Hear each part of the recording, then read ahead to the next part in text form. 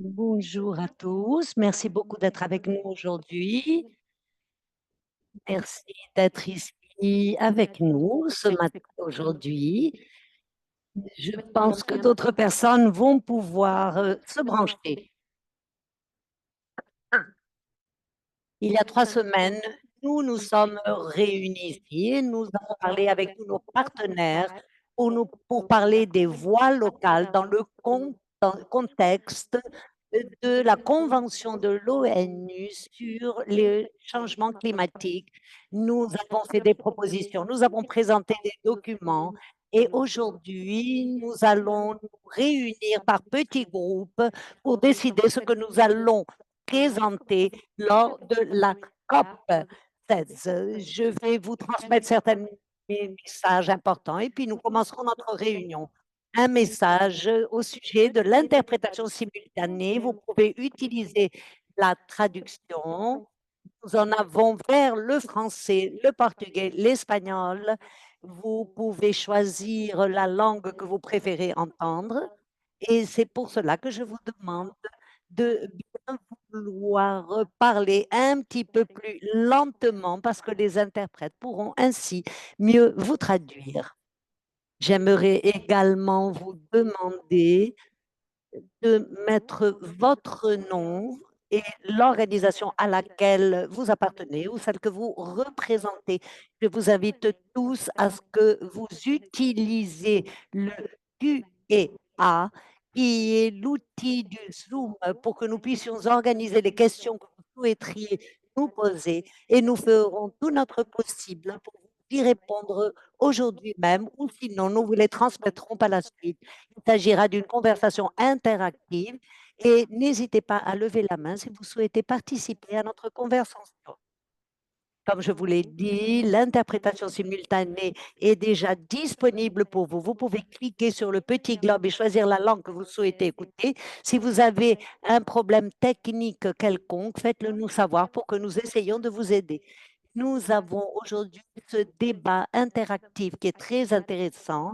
Nous allons vous présenter le brouillon pour la COP 19. Nous allons vous parler des questions les plus importantes, ce qui concerne la COP 29 et ce que nous allons présenter dans le cadre de la Convention cadre pour le climat des Nations unies. Et nous sommes très intéressés à vous entendre et le retour de vos organisations. Nous vous demandons par conséquent de bien vouloir participer. Ce document de position sera une occasion pour que nous puissions voir quels sont les, quels sont les objectifs, quels sont les sujets les plus importants que vous nous avez apportés lors de notre dernière rencontre et nous allons les insérer de la meilleure manière possible. Et voici, je passe maintenant la parole à Danae qui nous parlera de cette vision générale de ce brouillon de documents. Vous pouvez également, à travers le chat, vous pouvez cliquer pour donner vos impressions, votre retour. Nous aurons des groupes de travail et vous allez pouvoir choisir dans quel groupe vous voulez participer. Nous allons avoir un ordre du jour ici, à la plénière, pour voir quelles seront les prochaines étapes que nous allons aborder. Les petits groupes, la traduction sera plus limitée. Donc, on pourra le faire par langue. Et nous allons parler des conclusions également. Danae, vous avez la parole. Merci beaucoup, Charlotte. Je vous souhaite la bienvenue à tous. Je vais parler en espagnol. Je sais, garantissez que la traduction simultanée est déjà active. Organisez-vous et je vais commencer mon discours en espagnol. OK, j'imagine que toutes et tous, vous avez déjà la traduction. Je suis contente de pouvoir vous saluer ici à partir du Mexique et nous allons commencer la journée d'aujourd'hui par la présentation sur la position paper en se dirigeant vers la COP 29. Le premier brouillon pour ce position paper. Il est important de dire que justement dans les tables de travail et dans les dans les groupes de travail que nous aurons aujourd'hui, nous allons obtenir plus d'informations à votre sujet pour pouvoir alimenter davantage ce position paper.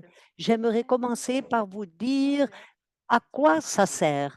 Quel est l'objectif du position paper et pourquoi est-il important qu'il y ait ce script pour ce position paper nous aide à organiser nos idées et à renforcer ce soutien au sujet des expériences à partir des communautés locales parmi les peuples indigènes et la population civile, et ceci en se dirigeant vers la COP 29. Il est important d'avoir ce position paper. Il est important de dire que le position paper, ce qu'il fait, c'est de renforcer et pratiquement nous inspirer pour que les personnes puissent avoir une représentation et savoir que leur voix est tenue en compte et qu'ils font partie du processus de négociation à travers ce position paper. Ce position paper sont élaborés par les parties négociatrices, par les délégations, les constituants. Vous avez beaucoup appris sur tout ceci lors de la procédure de négociation et euh, vous pouvez trouver plusieurs position papers au sein de la COP 29. Des des pages des organisations de base, les pages web sur leur site et l'on peut générer des position papers au sein du processus. Il est important également que le programme de cette année se concentre sur ce position paper. L'important d'inclure et d'amplifier les voix locales au sein du processus d'organisation. Et alors, maintenant, sur cette prochaine diapositive, nous allons voir comment est-ce que nous allons travailler ce position paper. Nous allons voir maintenant la vidéo. Nous allons travailler avec l'application Miro, le tableau Miro.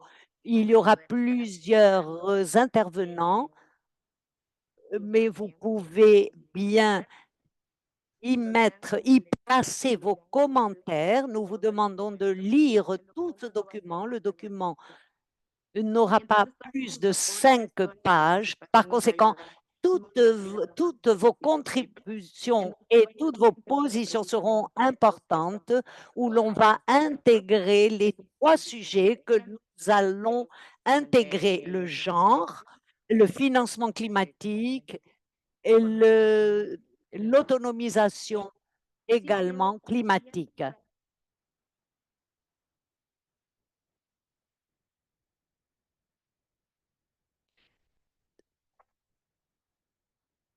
Au sujet d'où où nous nous trouvons.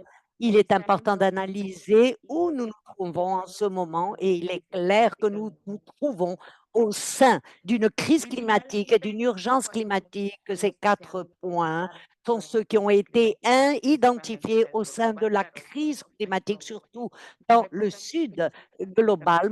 Mais les impacts de la crise climatique atteignent surtout le sud global, mais bien évidemment le reste du monde également. La crise climatique présente une hausse des températures, des changements de climat d'une manière extrême. Les impacts aussi sont disproportionnés et dans le sud global, ceci se ressent davantage et c'est pour cela qu'il est nécessaire qu'une action globale urgente soit appliquée, surtout en ce qui concerne le sud global. Diapo suivante, s'il vous plaît. Pourquoi est-ce que les voix locales sont importantes? Beaucoup parmi vous travaillent à partir des territoires et travaillent à partir du local. Il est important que ce soit clair, que toutes vos voix et toutes vos expériences dans les position papers sont importantes parce que les communautés du Sud global sont les plus touchées. Vos voix sont importantes pour que nous puissions trouver des solutions effectives à partir des voix locales. Nous souhaitons le voir d'une manière verticale et ce processus sera un outil. Il est important de dire également et qu'il y a en ce qui concerne la prise de décision, on n'entend pas beaucoup les communautés locales, ce qui fait en sorte pour le processus de négociation que les réalités sur les territoires soient vues lors des négociations. Et donc, c'est pour cela qu'il est très important qu'il faut le dire. La réalité du territoire n'est pas vue dans cette mer de technicité. Et c'est pour cela, pour commencer l'accès au financement à partir du local, les personnes qui aimeraient répondre à ces espaces ne peuvent pas le faire parce qu'il n'y a pas de financement pour eux. Et il y a une barrière très importante qui est d'avoir une accréditation. Il n'y a pas ou on ne compte pas sur un mécanisme qui puisse garantir une traduction simultanée lors de ce processus, qui puisse inclure d'autres langues au sein du système de négociation. On peut rentrer dans les salles. Il y a 5 ou 6 ans, les salles de négociation étaient fermées aux observateurs, c'est-à-dire à la société civile.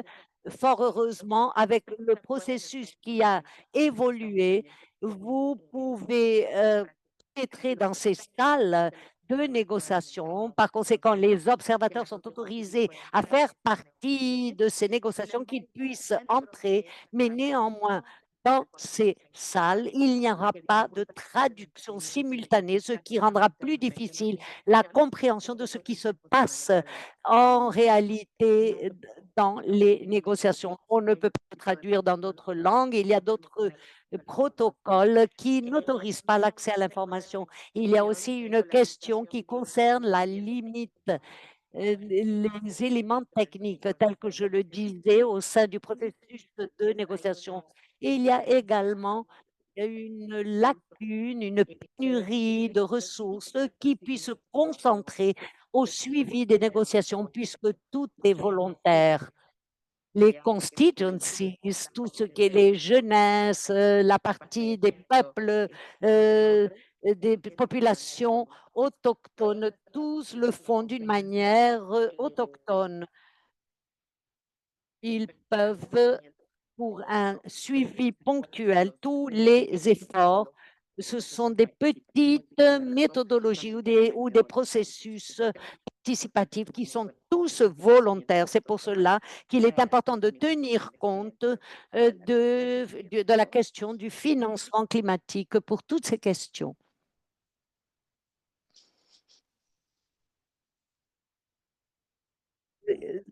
De quoi avons-nous besoin avec ces trouvailles? Il est urgent d'avoir des traducteurs simultanés ou des services de traduction dans les salles de négociation. Nous avons de la traduction pour les plénières ou les grandes plénières de la COP, dans des événements de haut niveau,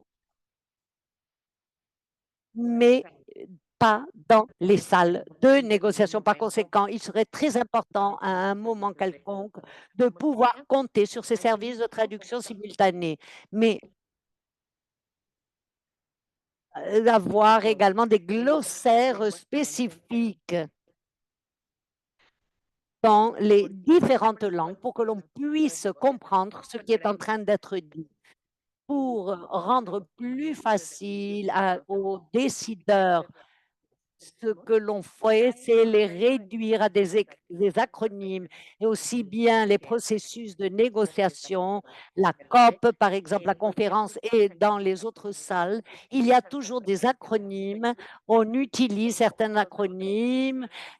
Parfois, on utilise des décisions d'années, et c'est pour cela que l'on peut se tromper sur les décisions qui ont été prises. C'est pour cela qu'il est nécessaire d'avoir des glossaires spécifiques ainsi qu'un langage plus flexible et qui soit plus compréhensible pour la société civile. Néanmoins, la localisation en soi des fonds pour la participation du, du Sud global, et également il est nécessaire de prioriser le développement pour que vous puissiez participer d'une manière plus effective, avoir un entraînement et un soutien en matière de renforcement des capacités, et la VCA le fait pour que vous puissiez participer à ces processus aussi bien d'une manière présentielle qu'à distance. Quel est le rôle?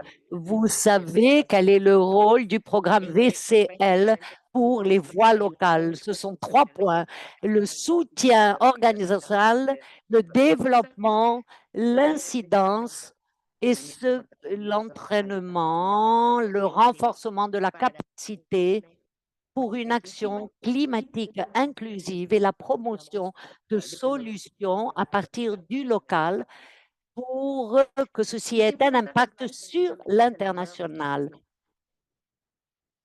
Je souhaitais que vous voyiez d'une manière plus large à quoi servira le position paper. Ça va renforcer ce qui a déjà été travaillé, et, et le position paper contiendra davantage d'informations pour renforcer votre participation et pour pouvoir exposer quelles sont vos attentes par rapport à la COP 29. Et ceci est très important pour pouvoir voir qu'il y a d'autres réalités et que ces autres réalités peuvent être prises en compte pour les prochains processus. Donc, voici toute ma présentation au sujet du position paper, et nous pouvons passer maintenant à suivante au sujet des ateliers qui vont se tenir maintenant. Merci, merci beaucoup, Danae. Je vous remercie de nous présenter ce panorama et votre rôle en ce moment. J'ai quelques doutes pour adresser à Danae ou pour d'autres personnes. Y a-t-il quelques doutes? S'il n'y en a pas, eh bien, nous allons passer au groupe de travail.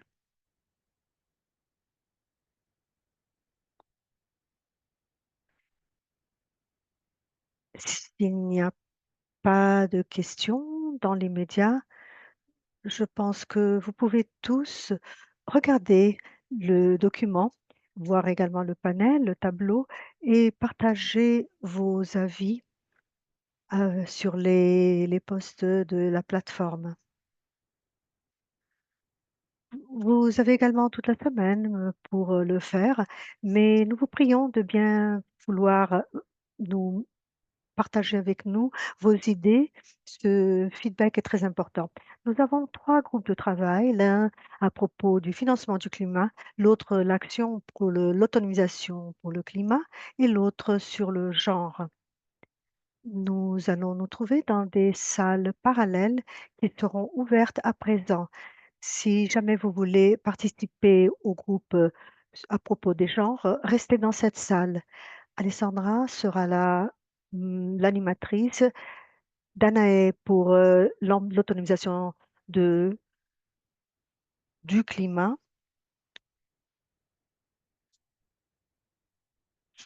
et Juliette pour celle du genre et Carole Mija pour celle du financement. Bien. Sur le côté inférieur du Zoom, vous voyez les options de salle. Vous pouvez choisir le sujet. Pour ceux qui choisissent le sujet égalité de genre, restez dans cette salle, s'il vous plaît. Carole, Danae, y a-t-il d'autres commentaires? Tout va bien? D'accord, alors nous allons passer au groupe. Très bien. Nous, quelques minutes, juste pour que tous puissent rejoindre leur groupe. Et nous allons commencer ensuite à parler à propos du genre dans cette salle principale. Si vous souhaitez intervenir à propos d'autres sujets, choisissez la salle sur le bouton en dessous de votre écran Zoom. Bien, j'espère que vous ayez fait votre choix et que vous soyez dans le bon groupe. Je passe la parole à notre facilitatrice à propos de ce thème, les SEGO. Merci, soyez tous les bienvenus à ce groupe de travail sur l'égalité des genres. Ce groupe va se consacrer à la question du genre en ce qui concerne la Convention cadre des Nations unies et les COP qui ont trait à cela. Nous commençons par une première question pour réfléchir et entamer un dialogue. Et vous pouvez envoyer vos contributions ou vos interventions sur le chat ou bien prendre la parole après avoir levé la main. Nous nous trouvons dans un milieu très, très sécurisé pour l'interaction. Vous pouvez donc intervenir sans problème. La première question, pourquoi le genre est-il un sujet important pour la COP 29? Je sais que cette année, on est axé sur le financement du climat. Alors, j'estime qu'il est intéressant de réfléchir dans quelle mesure il est important de penser au genre en ce qui concerne les grands axes que nous allons discuter, par exemple le financement du climat qui sera en vogue cette année à la COP. Si quelqu'un souhaite intervenir, c'est le moment.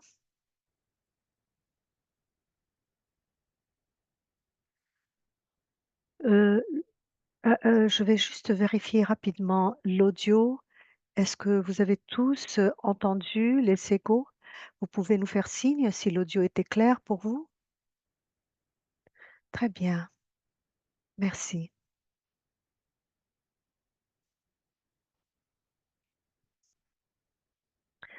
Les SEGO, peut-être nous allons poser les 2 questions ensemble. Oui, bien sûr. La deuxième, la première question est la suivante: quelles sont vos perspectives ou bien vos expériences en matière de genre, en ce qui concerne la COP de cette année, en soulignant les opportunités et les obstacles que nous avons dans l'amplification des voix locales? C'est-à-dire, comment nos propres expériences et perspectives peuvent-elles souligner ou bien être une entrave pour, l'amplification des voix locales dans le cadre des COP en général mais surtout particulièrement pour la COP de cette année? Pour, entamer ce dialogue, il est important de souligner que j'aimerais bien entendre les expériences de quelques partenaires, surtout ceux que je n'ai pas encore rencontrés. Je voudrais entendre les personnes qui ont des expériences en matière de ce thème, de genre et de tous autres sujets qui seront abordés au sein de la COP, par exemple le financement du climat.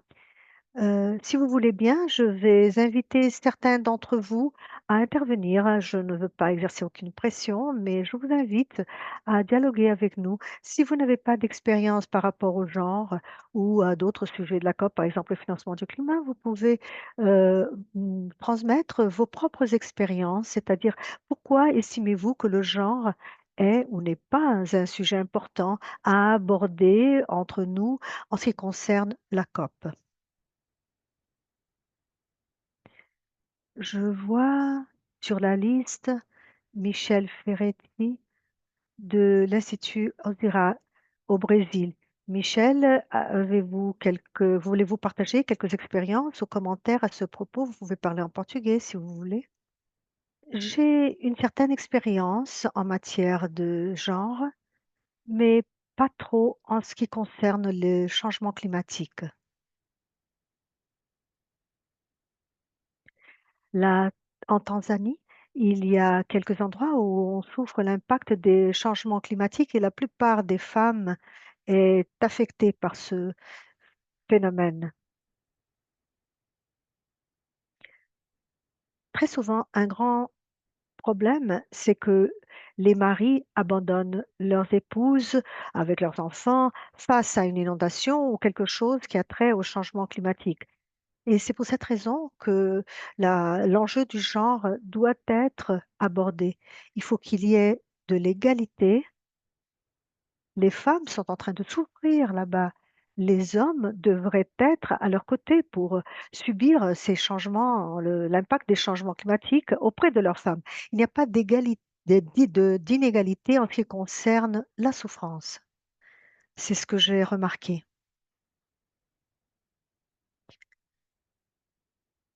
Merci, merci beaucoup. Comment votre nom se prononce-t-il? C'est comme vous voulez, Teresia ou Teresia. Et merci de votre question, je vous remercie. Pour nous, c'est vraiment très important de connaître, vos expériences. Nous parlons beaucoup, des changements, climatiques et des personnes qui subissent cette charge sur leur dos. Nous avons également les groupes marginalisés, les groupes en marge, mais lorsque nous analysons qui sont ceux qui sont plus en marge au sein de ces communautés, eh bien, ce sont les femmes. Ce sont les femmes qui portent le poids de la responsabilité qui est celle d'apporter de la sécurité, pour leur famille. Ceux qui souffrent le plus des effets des changements climatiques, en fait, ce sont les femmes.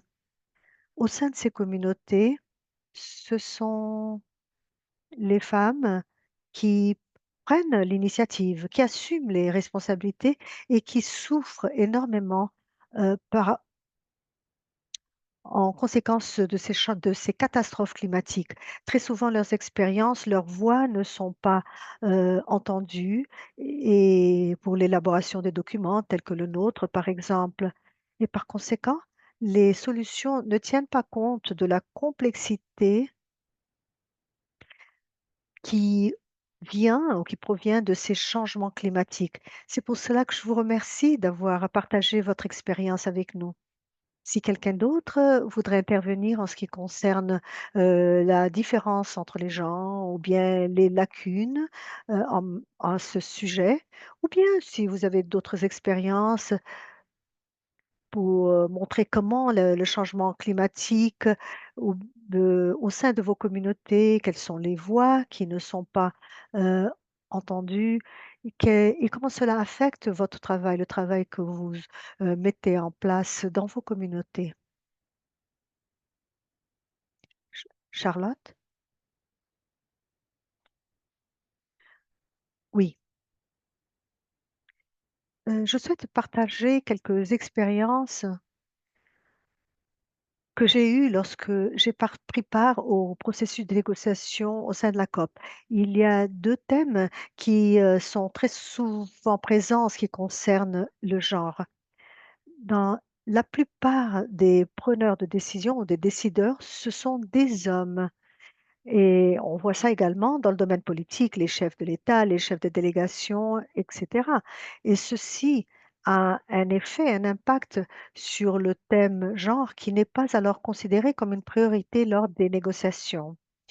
Dans mon expérience au sein de la COP, lorsque j'échange avec d'autres personnes qui ont pris part, très souvent on a l'impression qu'on parle de quelque chose qui est tout à fait à part des sujets qui sont priorisés dans ce type de prise de décision. Soit les personnes nous voient comme, des militants, des activistes ou bien quelqu'un qui est déjà accommodé, par rapport à cette situation. Très souvent, il me semble que le genre, en tant que sujet de négociation, ne reçoit pas la priorité ou le poids qu'il qui lui est dû. Cette année, nous allons parler de financement pour le climat, c'est le sujet le plus important et la plupart donc, de l'énergie et de la concentration sera pour, ce type de sujet lors des négociations.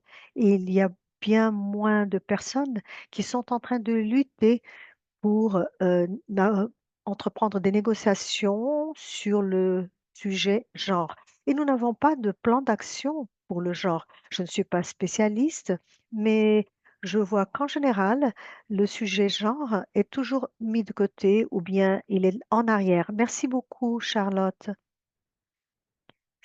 C'est très important de parler sur ces espaces ou ces lieux de négociation de la COP. Et vous avez soulevé un point très important. Il semble qu'il y ait un, un créneau, une niche, quelque chose qui est discuté lors des petits groupes. Et ce sont des groupes dont les voix ne sont pas entendues dans l'espace plus large. Et que c'est le sujet genre n'est pas donc considéré comme le sujet le plus important. Très souvent, il y a des intersections, le genre, exerce un impact sur le climat et le climat exerce un impact sur la question de genre. Alors nous à la fin de ces échanges ici, il est important de savoir quels sont tous les éléments impliqués lorsque nous allons tenir compte de ces sujets-là. L'impact des politiques publiques seront-elles suffisantes pour, tenir compte de tous ces éléments-là? Y a-t-il d'autres avis, d'autres expériences que vous aimeriez échanger avec nous?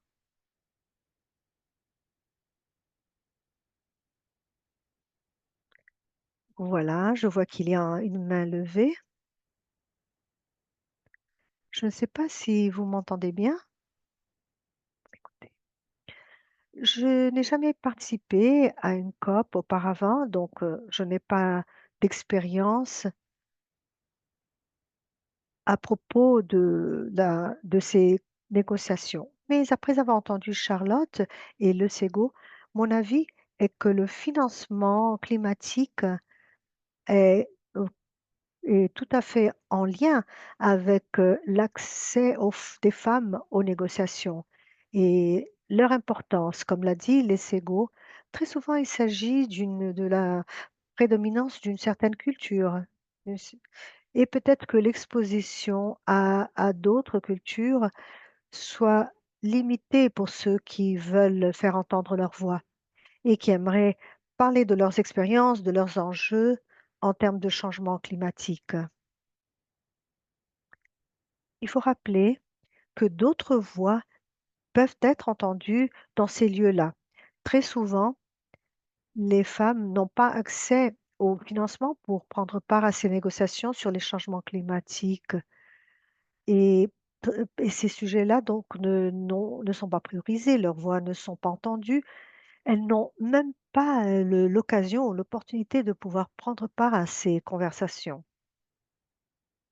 C'est vrai, lorsqu'il s'agit de financement climatique, pour ce qui est de l'accès au financement et aux fonds de financement, aux mécanismes de financement, il faut, être au courant de tout cela. Très souvent, nous ne savons pas quels sont les mécanismes dans notre cadre qui sont disponibles pour nos projets.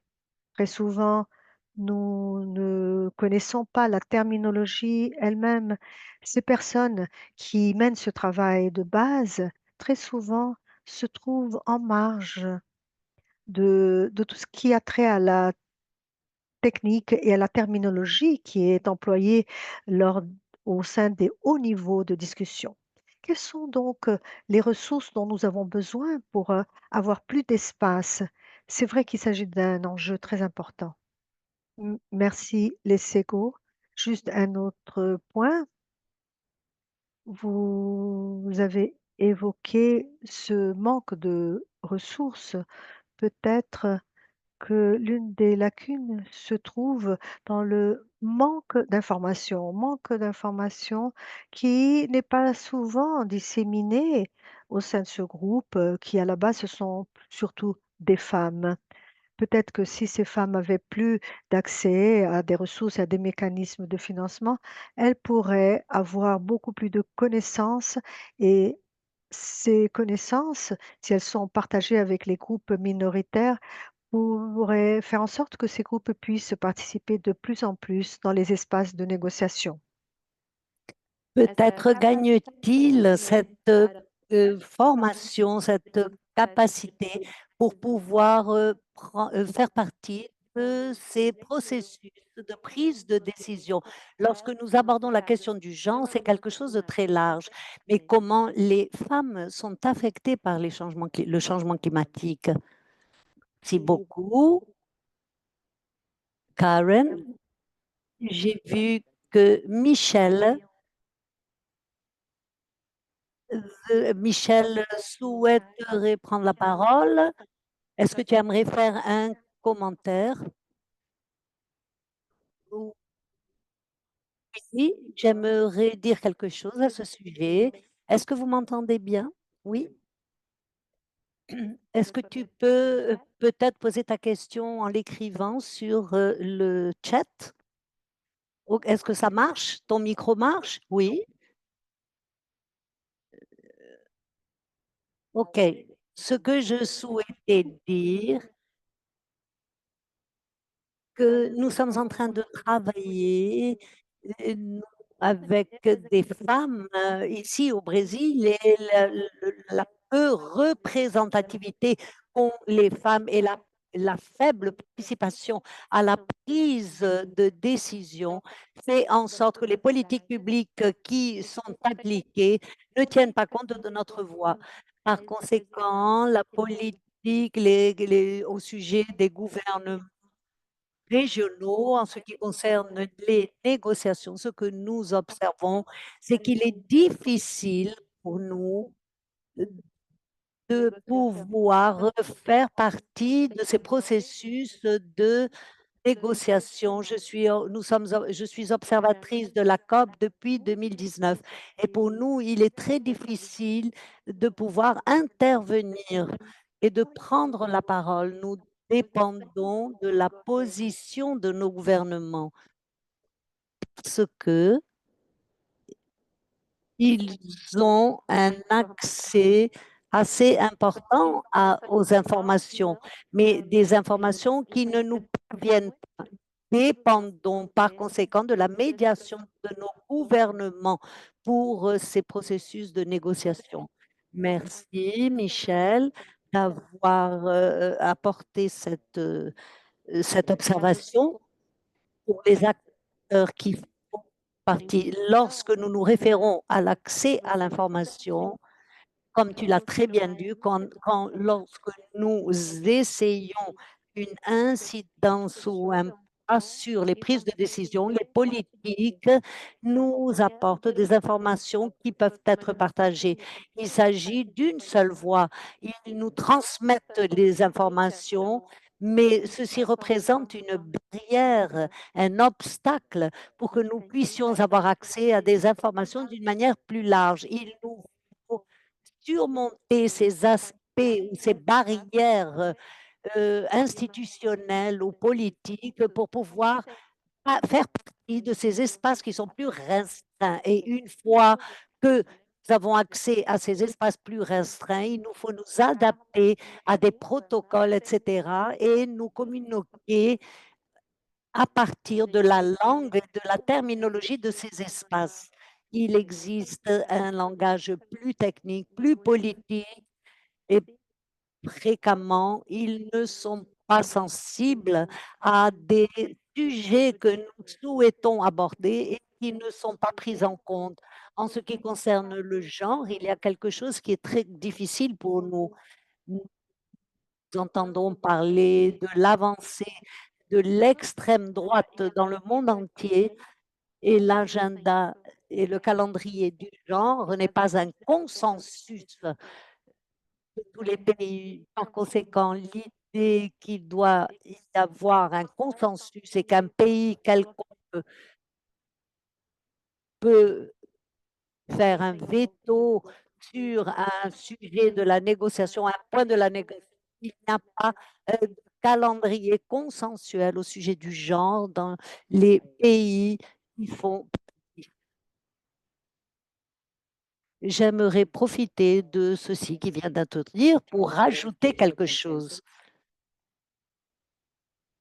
En ce qui concerne un consensus, ceci retarde toujours les solutions qui seront prises, que cela prend beaucoup de temps pour que tous puissent parler la même langue et tous être d'accord sur les points. De quoi s'agit-il le genre? Est-ce qu'on inclut le genre? Est-ce qu'il s'agit simplement d'une question qui concerne les femmes? Est-ce que ça concerne les jeunes ou des groupes plus en marge?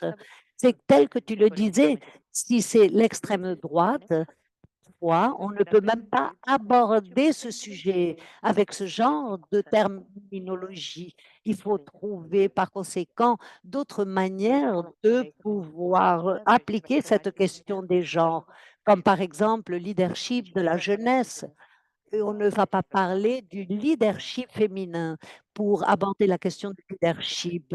Et c'est pour cela que ceci représente un poids de travail énorme pour pouvoir réussir à convaincre les politiques de tenir compte de notre cause. Et ceci rend les choses beaucoup plus difficiles et rend plus difficile la prise de décision à partir des expériences que nous avons vécues au sein de nos communautés, par exemple. Parce que réussir à obtenir un consensus, ça veut dire que tout le monde doit être d'accord sur un point. Mais la vérité, c'est que tout le monde vit la vie et les changements climatiques de manière différente. Et notre perception peut être différente également. Et il est très difficile de pouvoir mettre tout cela sur la table lors des tables de négociation. Merci beaucoup pour ton apport, Michel. Mais alguma consideração? Est-ce qu'il y a d'autres commentaires que vous aimeriez faire, des idées que vous souhaiteriez apporter, des expériences que vous aimeriez partager avec nous? Sinon, nous passons à la prochaine question.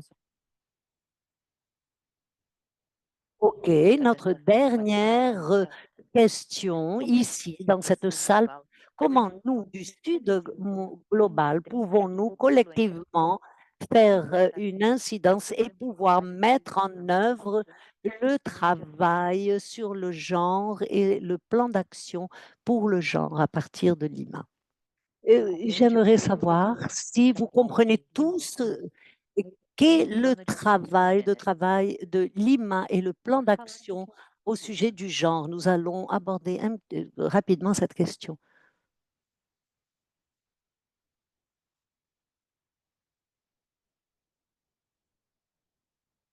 C'est Charlotte. À nouveau, je prends la parole. Ce que nous pouvons faire, c'est partager certaines mises à jour après la réunion.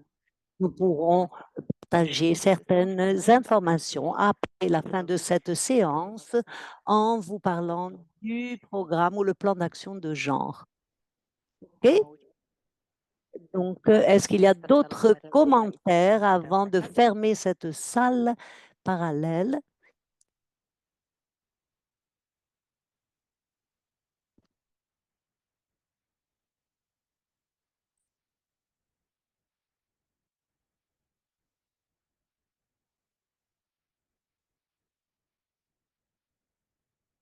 Nous Nous allons clore par conséquent cette salle. Très bien. J'aimerais vous remercier pour avoir partagé vos expériences avec nous. Je sais que beaucoup d'entre nous vont commencer à étudier cette question et j'espère que vous partagiez les conclusions principales à ce sujet pour que nous puissions avoir des documents issus de tous ces commentaires et puis nous allons ces documents.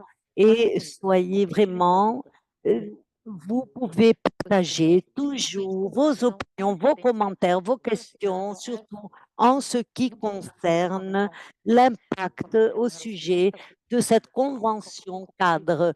Et ça peut être en rapport avec la convention 4, faites-le sur le tableau Miro. Vous pouvez envoyer vos messages et puis après, nous essaierons, si vous ne réussissez pas à l'insérer sur le tableau Miro, vous pouvez nous les envoyer et nous le ferons à votre place.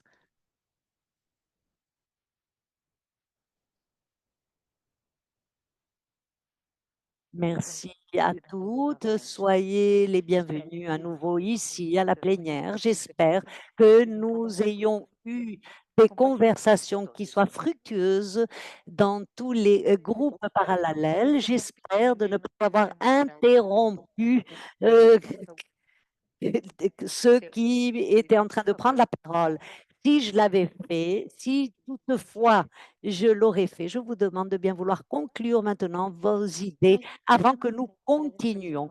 Je pense que nous n'aurons pas le temps pour des réflexions ou pour pouvoir partager avec tout le groupe ce que nous avez fait, mais peut-être un des autres des trois groupes pourrait prendre la parole et faire un résumé. Mais si nous n'avons rien à dire, OK, nous allons continuer. Nous arrivons pratiquement à la fin du temps qui nous était imparti. Nous allons passer à la conclusion et voir quelles sont les prochaines étapes à suivre. Je passe la parole à ma collègue Trinidad. Bonjour, je suis Trinidad. J'ai commencé le programme VAC il y a peu de temps, mais par conséquent, je suis très contente d'être ici et c'est un plaisir pour moi que de pouvoir participer à cette initiative. Je vous suis très gré pour toutes les connaissances qui ont été partagées et nous sommes très contents et enthousiastes à l'idée de continuer ce document. Nous allons par conséquent vous envoyer un bulletin avec l'enregistrement de ce webinaire et vous pourrez suivre toutes les interventions et les présentations qui ont été faites lors de ce webinaire avec tout ce matériel. J'espère pouvoir recevoir plus de contributions. Merci beaucoup pour votre participation et j'espère que le reste de la journée sera fructueux. Merci beaucoup. Et une dernière chose que j'aimerais vous dire, le tableau Miro sera ouvert pendant une semaine. Une semaine. Vous aurez une semaine, puis nous allons clore par la suite les contributions. Vous pouvez y passer vos questions, vos apports, vos commentaires. Et finalement, nous remercions les interprètes. Vous avez réalisé un travail formidable et je suis certaine que vous avez tous apprécié l'excellence de la traduction dans vos langues respectives et je remercie également toutes les intervenantes qui ont été formidables. Merci beaucoup de votre participation et à la prochaine.